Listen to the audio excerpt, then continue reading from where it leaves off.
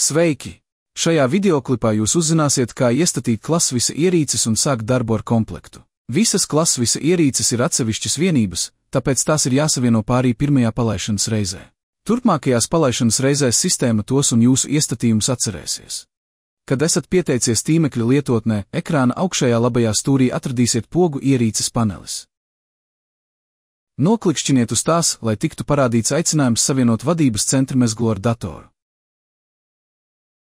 Lai to izdarītu, vienkārši izmantojiet komplektācijā iekļauto USB kabeli. Apstipriniet savienojumu, noklikšķinot uz zilās pogas Atļaut.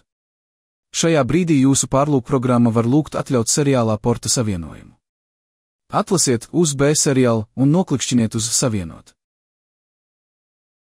Tagad ir pienācis laiks piešķirt klaspads vadības centra mezglam, kuru tikko pievienojāt.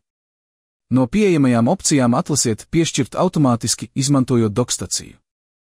Pirmajā darbībā mēs pārliecināmies, ka visi klaspadi, ko vēlaties piešķirt, atrodas dokstacijā. Ja nē, ievietojiet tos numurētajās spraugās. Kad tas ir izdarīts, noklikšķiniet uz zilās pogas Ievietots. Pēc tam, kā norādīts, lūdzu, 3 sekundes turiet nospiestu pogu uz dokstacijas pamatnes. Šajā brīdī klaspads tiek sinhronizēts ar sistēmu. Viss darīts. Visas pievienotās ierīces tagad ir ierīču sarakstā, un jūs esat gatavs sākt mācību stundas. Izmantojot paneļa augšpusē esošo pogu, varat pārslēgties uz klases reģistra skatu, lai pārbaudītu, vai visiem skolēniem ir gatavas ierīces lietošanai. Noņemot skolēniem paredzētos klaspads, katra ierīce atceras slota numuru, no kuras tā tika izņemta, un ģenerē unikālu pogu zīmējumu, tādējādi atvieglojot ierīču atpazīšanu, kad tās ir novietotas uz skolēnu galdiem. Nodarbības beigās jums nebūs jāuztraucas par klases bloku ievietošanu tajās pašās vietās.